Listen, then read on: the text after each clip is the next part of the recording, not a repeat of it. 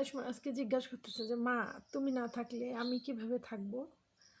আমি বললাম এগুলো আমিও ভাবতাম বাবা, যে আমার বাবা না থাকলে আমি কিভাবে থাকবো। করোনায় বাবা মারা গেছে, কিছু মানুষের ভুল সিদ্ধান্তের কারণে আমি আমার বাবাকে শেষ দেখা দেখতে পারি নাই। প্রতি মুহূর্তে এই কষ্টটা যে আমাকে কীভাবে পীড়া দেয় সেটা শুধুমাত্র আসলে আমি জানি। আমি চাই সবাই ভালো থাকুক, সুস্থ থাকুক, সুন্দর থাকুক, বাবারা ভালো থাকুক।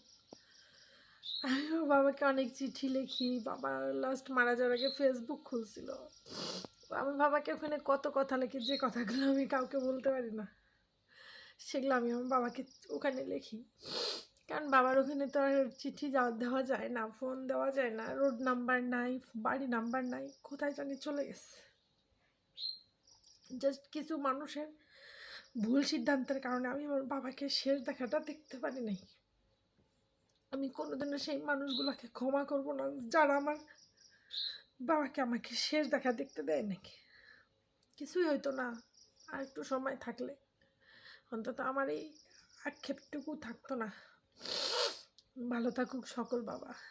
আর আয়ুষ্মানেরও এই ধারণাটা আমার মতোই বদলে যাবে, যে আসলে কেউ না থাকলে কেউ, মানে কাউকে ছাড়া বাঁচা যায় আর কি, কেউ কারোর লাইফে মানে কম্পালসারি না আর কি। আমরা আসলে যা ভাবি বাস্তব আসলে তা না। আমারও দিন যাচ্ছে, ভালো মন্দ খারাপ সব মিলায়, কিন্তু যাচ্ছে।